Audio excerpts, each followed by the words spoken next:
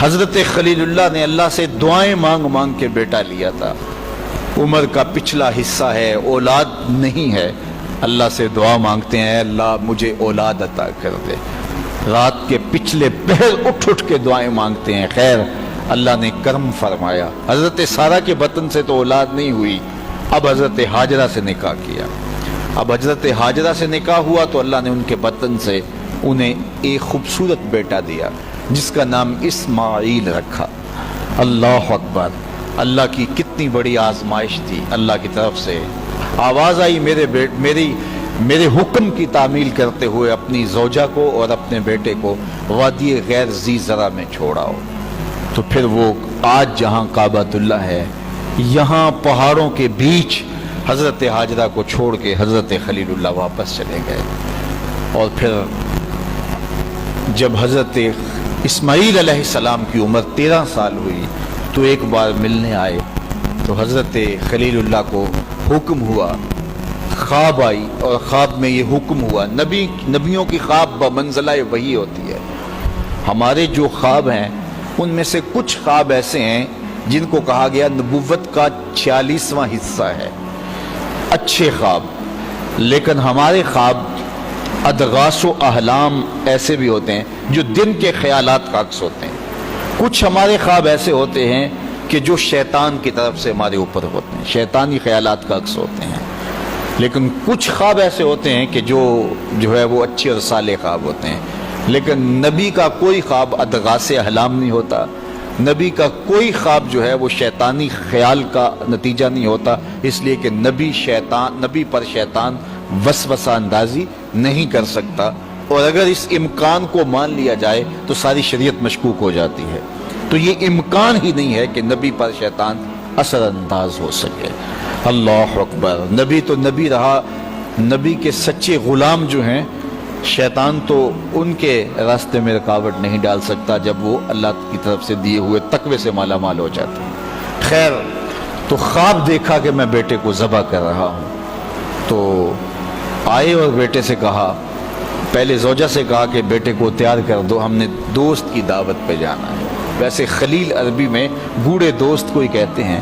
اور حضرت ابراہیم اللہ کے خلیل کہلائے. رب نے ابراہیم کو اپنا دوست قرار دیا. تو پھر کہا دوست کی دعوت ہے، دوست کا بلاوا ہے، میں نے بیٹے کو وہاں لے کے جانا ہے. تو حضرت ہاجرہ بیٹے کو تیار کر دیتی ہیں، کنگھی بھی کرتی ہیں، بالوں میں تیل بھی لگاتی ہیں، خوبصورت کپڑے بھی پہناتی ہیں. اللہ سے مانگ مانگ کے لیا گیا بیٹا. اللہ اکبر! اب 13 سال کی عمر، فلما بلغ معہ السعی، جب وہ بلوغت کی عمر میں پہنچا، چلنے پھرنے کے قابل ہوا، تو حضرت ابراہیم علیہ السلام ان کو لے کے ساتھ چلے. اور راستے میں جب یہ منظر دیکھا کہ باپ بیٹے کو اللہ کی رضا کے لیے ذبح کرنے جا رہے تو شیطان کے تن بدن میں آگ لگ گئی. قیامت تک یہ نقشہ دنیا دیکھے گی، کیا منظر ہوگا. خدا کی رضا کے لیے یوں بھی اظہار کیا جاتا ہے. تو وہ حضرت ابراہیم علیہ السلام کے پاس آیا. ابراہیم، ایک خواب کے سہارے بیٹے کو ذبح کرنے جا رہے ہو، اللہ کو راضی کرنے کے اور تھوڑے طریقے ہیں. تو حضرت خلیل اللہ نے پتھر اٹھا کے اس کے جو ہے وہ مارا، کہا ہٹ جا، میرے پاس ایک اسماعیل ہے، 1000 اسماعیل بھی ہوتے، قربان کر دے. یہ وہی جگہ ہیں. پھر حضرت اسماعیل کے پاس آیا تو انہوں نے بھی یہی بات کہی، کہا کہ ماں کی ممتا بڑی کمزور ہوتی ہے. تو حضرت ہاجرہ کے پاس آ گیا، کہا کہ شہزادہ کدھر ہے؟ کہا دوست کی دعوت پہ ان کا باپ لے کے گیا ہے. کہا نہیں، دوست کی دعوت نہیں ہے، وہ تو ان کو ذبح کرنے لے جا رہا ہے. کہا کوئی سوچ کے بات کر، دعائیں مانگ مانگ کے لیا رب سے، اپنے ہاتھوں سے ذبح کر دے گا؟ دنیا کی تاریخ میں ایسا کبھی ہوا نہیں کسی باپ نے اپنے بیٹے کو ذبح کیا ہو اور بیٹا نافرمان ہو، تب بھی کبھی ایسا نہیں ہوا. یہ تو وہ بیٹا ہے کہ جس کی پیشانی میں اجالے رکھے ہوئے ہیں، جس کی چمکدار آنکھیں خیرہ کر دیتی ہیں. کیا اس بیٹے کو ذبح کرے گا؟ اور باپ بھی اتنا نرم دل، پھر مانگ مانگ کے لیا. مجبور ہو گیا، کہنے لگا کہ وہ اسے اللہ کا حکم کہتا ہے. تو حضرت ہاجرہ سلام اللہ علیہ نے کہا ظالم بھاگ جا، اگر اللہ کا حکم ہے میری گود میں ایک اسماعیل ہے، 1000 اسماعیل بھی ہوتے قربان کر دے. یہ انوکھی داستان تھی جو کائنات میں رقم ہونے جا رہی ہے. یہ کوئی افسانہ نہیں ہے، یہ امر واقعیہ ہے، یہ ہونے والی داستان ہے. جس کی یادیں پورے عالم میں بکھری ہیں. کائنات میں ایسا انوکھا واقعہ ہے، ایسا البیلا واقعہ زمانے میں نہیں دیکھا ہوگا جو یہ واقعہ رقم ہونے جا رہا ہے. حضرت اسماعیل 13 سال کی عمر اور حضرت ابراہیم اپنے بیٹے کو ساتھ لیے جا رہے ہیں.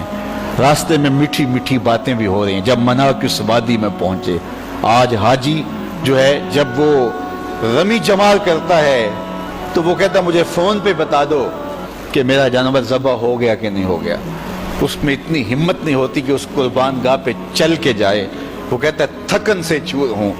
اللہ اکبر، حاجی تجھ سے تو چل کے جائے نہیں جاتا، اور شریعت نے تجھے سہولت بھی دے دی، کوئی ضروری نہیں ہے کہ تو وہاں جائے. لیکن ذرا دیکھ وہ منظر کتنا دل آویز تھا. اگر حاجی کو کہا جاتا کہ بیٹا بھی ساتھ لے جانا ہے اور وہاں بیٹے کو ذبح نہیں کرنا، صرف گردن پہ چھری ہی رکھنی ہے، تو کلیجے کانپ جاتے. اللہ اکبر، رسم بھی ادا نہ ہو پاتی. لیکن یہاں ایک انوکھا واقعہ عملاً روح پذیر ہوا. فلما بلغ ماہ السعی، جب وہاں پہنچے تو کہا یا بنیا، اے میرے بیٹے. اللہ کتنا میٹھا اور دلاویز انداز تھا. اے میرے بیٹے، یا بنیا، یا بنی نہیں کہا، میرے بیٹے نہیں کہا، بیٹے نہیں کہا، یا بنیا، اے میرے بیٹے. اس میں اپنائیت کا جمال دیکھیے اور ٹپکتا ہوا شہد دیکھیے پیار کا. اے میرے بیٹے، میں نے خواب دیکھا ہے، انی اذبحک فانظر ماذا تری، کہ میں تمہیں ذبح کر رہا ہوں. فانظر ماذا تری، اب تو بتا تیری رائے کیا ہے. باپ نہ بتاتا ذبح کر لیتا، لیکن نے بیٹے کو شامل کیا. بتانا، میں نے یہ خواب دیکھا ہے اور نبی کا خواب بمنزلہ وحی ہے. اب تو بتا تیری رائے کیا ہے، مجھے بتائیے. باپ بیٹے کو کہے کہ میں تجھے ذبح کرنا چاہتا ہوں. اللہ اکبر، باپ اپنی مرضی سے بعض اوقات کسی بیٹے کی کسی خدمت کی وجہ سے اس کو تھوڑا سا زیادہ دے دے، یا اس سے شفقت کا رخ زیادہ ہو، یا اس کو کچھ ترجیح دے دے، تو دوسرے بیٹے ناراض ہو جاتے ہیں اور باپ کے خلاف جا کے اپنے چچاؤں سے اور دوسرے رشتہ داروں سے بات کرتے ہیں کہ ہمارا باپ ظالم ہو گیا ہے. یار اس کا روح سخن تھوڑا سا دوسرے بیٹے کی طرف ہوا تو جا کے شور کر دیا اولاد نے کہ میرا باپ ظالم ہو گیا ہے. لیکن ذرا یہاں کہانی دیکھیے، باپ کیا بول رہا ہے، بیٹا میں تجھ کو ذبح کرنا چاہ رہا ہوں. فانظر ماذا تری، مجھے بتا تیری رائے کیا ہے. تو بیٹا کیا جواب دیتا ہے؟ کائنات میں ایسا منظر نہیں دیکھا ہوگا. بیٹا خاموش ہو جاتا، سر جھکا لیتا. یہ بھی بڑی بات تھی، امتثال امر تھا. بیٹا کہتا جی جس طرح آپ نے دیکھا میں تو کچھ نہیں کہہ سکتا. یہ بھی امتثال امر تھا. بیٹا کہتا ٹھیک ہے آپ کر لیجیے جو آپ نے کرنا ہے. تو یہ بھی امتثال امر تھا. لیکن جو بیٹے نے کہا، کائنات نے ایسا منظر یہ بھی نہیں دیکھا ہوگا. بیٹے نے یہ نہیں کہا ہاں کر لیجیے، بیٹے نے یہ نہیں کہا کہ خاموشی اختیار کر لی، گردن جھکا لی. ذرا دیکھیے، بیٹے نے کہا یا آباتے. باپ نے کہا تھا نا یا بنیا، اے میرے بچے، اے میرے بیٹے. تو جب یہ بات سن لی کہ میں تجھے ذبح کرنا چاہتا ہوں تو بیٹے کا لہجہ تبدیل نہیں ہوا. اللہ اکبر، آج بیٹا ہو تو کہے باپ ہو صفاق ہو، لیکن اس کے باوجود لہجہ کہ یا آباتے، اے میرے ابو. ذرا اس سے شہد ٹپکتا ہوا دیکھیے اور اس سے خدمت گاری کا جذبہ دیکھیے. یا آباتے، اے میرے ابو. آگے کیا ہے؟ یا آباتے فعل ما تومر، ابو ذبح کیا ہے، جو بھی کرنا ہے کرو. یا آباتے ذبح نہیں کہا، اے ابو ذبح کر دیجئے. ذبح کا جواب ذبح میں دیا جاتا نا، لیکن بیٹا 2 قدم آگے بڑھ گیا. یا آباتے فعل ما تومر، ابو ذبح کیا ہے، جو بھی کرنا ہے کیجئے. باقی رہی بات میری، یہ کام آسان تو نہیں کہ گردن پہ چھری چلے اور میں تڑپوں نہ، لیکن اللہ کی مدد ہو تو یہ مشکل بھی دی. ستاجدونی انشاءاللہ من الصابرین. آپ دیکھیں گے رب نے چاہا تو صبر کر کے دکھاؤں گا، تڑپوں گا بھی نہیں. باپ رسی بھی ساتھ لے گیا تھا، چھری بھی ساتھ لے گیا تھا. چھری نکالی. یہ کوئی قصہ نہیں، یہ کوئی افسانہ نہیں ہے، یہ حقیقت اور امر واقعیہ ہے. چشم فلک نے پہلی مرتبہ یہ منظر دیکھا. آج حوریں بھی دیکھ رہی تھی، غلمان اور رضوان بھی دیکھ رہے تھے، فرشتے بھی جھک جھک کے دیکھ رہے تھے. مالک قیامت آنے والی ہے. کہا تمہیں بتانا چاہتا ہوں، تم کہتے تھے انسان کو خلیفہ بنا رہے، سجدے تو ہم کرتے ہیں، عبادتیں تو ہم کرتے ہیں، یہ تو لڑائی کرے گا، دھینگا مشتی کرے گا. اب دیکھو میرے بندے کی ادا کو، میرے بندے کی اطاعت اور فرما برداری کے رنگ بھی دیکھو. اللہ اکبر. باپ نے بیٹے کو لٹایا، رسیوں سے بدن جکڑ لیا، ہاتھ میں چھری پکڑی ہے. اللہ اکبر. حضرت اسماعیل کو لٹایا. قرآن نے وہ باقاعدہ منظر نگاری کی ہے.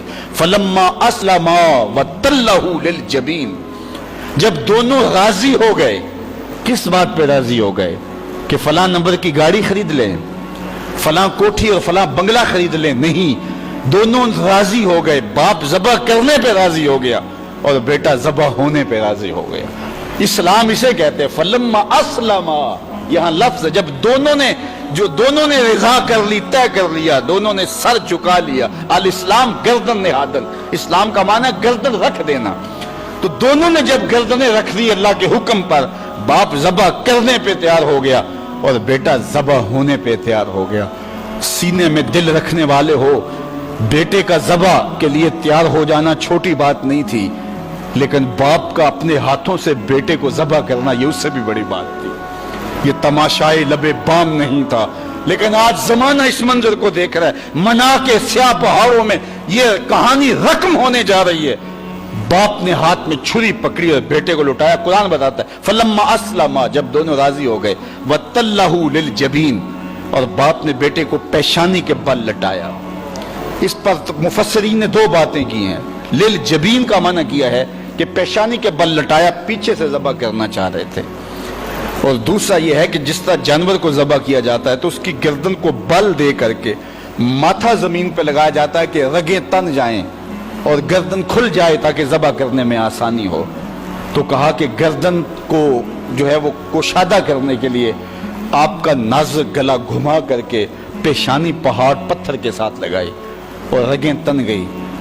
پورا بدن جکڑا تھا رسیوں سے. اور حضرت ابراہیم نے خود بھی پٹی باندھی تھی کہ یہ منظر اتنا آسان تو نہیں ہے. اللہ اکبر. اچانک حضرت اسماعیل نے کہا ابا جان میری رسیاں کھول دو. بیٹا کیا ہوا؟ کہا کھول دو رسیاں. بیٹا ابھی تو کہہ رہے تھے یا ابا تفعل ما تؤمر، جو کرنا ہے کیجئے، اب کیا بول رہے ہو؟ کہا کل کا مورخ لکھے گا باپ ذبح کرنا چاہتا تھا، بیٹا ذبح ہونا نہیں چاہتا تھا. باپ نے باندھ کے کیا ہے. کھول دو رسیاں، نہیں تڑپوں گا. رسیاں کھول دی گئیں. حضرت ابراہیم نے ہاتھ میں چھری پکڑی ہے لیکن پٹی برابر بندھی ہے. بیٹے فلما اسلما وتلہ للجبین. اللہ اکبر. تو پوری قوت کے ساتھ چھری کو نازک ریشم جیسی گردن پہ رکھا. ابراہیم تیرے حوصلے پہ قربان، اسماعیل تیری فرما برداری پہ قربان. اقبال بولے یہ فیضان نظر تھا یا کہ مکتب کی کرامت تھی، سکھائے کس نے اسماعیل کو آداب فرزند. بیٹا لیٹا ہے، رسیاں بھی کھلی ہیں، تڑپتا بھی نہیں ہے، آہو فغاں بھی نہیں کرتا، آنکھوں میں آنسو بھی نہیں ہے. باپ نے ہاتھ میں چھری پکڑی ہے، بیٹے کی نازک ریشم جیسی گردن پہ رکھی اور پوری قوت سے چھری کو دبا دیا. لیکن ہوا کیا کہ ایک بال بھی نہیں کٹا. چھری کو پاس پڑے پتھر پہ مارا. لکڑی پڑی تھی، پتھر پڑا تھا، مارا، وہ کٹ گیا. لما تقطع یا سکین، اے سکین ہے چھری تو کیوں نہیں کاٹتی؟ اللہ اکبر. چھری نے زبان حال سے آواز دی ابراہیم الخلیل یامرنی والجلیل ینہانی. خلیل مجھے ایک بار کاٹنے کا کہتا ہے، وہ خلیل، وہ کبیر، وہ رب، وہ جلیل 70 بار کہتا ہے، خبردار ایک بال بھی کاٹا. کہا تیرا کام تو کاٹنا تھا. چھری بولی آگ کا کام بھی تو جلانا تھا. جس نے آگ کو جلانے سے روکا آج اس نے مجھے کاٹنے سے روک دیا. سمجھے اس سے یہ بھی تو نتیجہ نکل سکتا ہے چلو جان چھوٹی، میرا قصور تو نہیں تھا، لیکن اللہ کے حکم کو پورا کرنے کا جذبہ تھا. پتہ نہیں دل میں کیا بات آ گئی کہ چھری کو روک دیا گیا. پھر استغفار پڑا اور چھری تیز کی اور گردن پہ رکھ کے پورا زور لگا دیا. گردن کٹ گئی، خون بہنے لگا. خوش ہو گئے کہ بڑا کام تھا کر گزرا. جلدی جلدی پٹی کھولی تو دیکھا ذبح ہونے والا بیٹا نہیں دمبا تھا. اللہ اکبر. دمبا پڑا تھا اور بیٹا پاس کھڑا مسکرا رہا تھا. تو حضرت خلیل کی زبان سے بے ساختہ نکلا اللہ اکبر. تو حضرت اسماعیل بولے لا الہ الا اللہ واللہ اکبر. پاس جبریل کھڑے تھے، کہا اللہ اکبر وللہ الحمد. آواز آئی فلما اسلما وتلہ للجبین ونادیناہ ان یا ابراہیم قد صدقت الرؤیا انا کذالک نجزی المحسنین. آواز آئی ابراہیم تو نے واقعی خواب پورا کر دکھایا. تو نے تو اپنے گمان میں بیٹے کی گردن پہ چھری چلائی، لیکن یہ ہم نے اس وقفے میں دھمبا رکھ دیا. تم نے واقعی خواب پورا کر دکھا. وفدیناہ بذبح عظیم. ہم نے ان کے جو ہے بدلے میں ایک दुम्बा दे दिया और हमने इसको पिछलों के लिए सुन्नत रख दिया। आज मना की वादी में हाजी वहां जाके दुम्बे की गर्दन पे छुरी फेर रहा होता है। वो यादगार आज उस मज़बा पे, आज उस मनसब पे जहां बेटे की कुर्बानी के लिए हजरत खलील छुरी हाथ में लिए खड़े थे, आज 40 लाख जानवर कुर्बान हो रहे हैं और पूरी दुनिया के ऊपर कुर्बानियां हो रही हैं। अल्लाह अकबर, वहां आवाज आती है, सलामुन अला इब्राहिम, ए इब्राहिम तेरे ऊपर सलाम।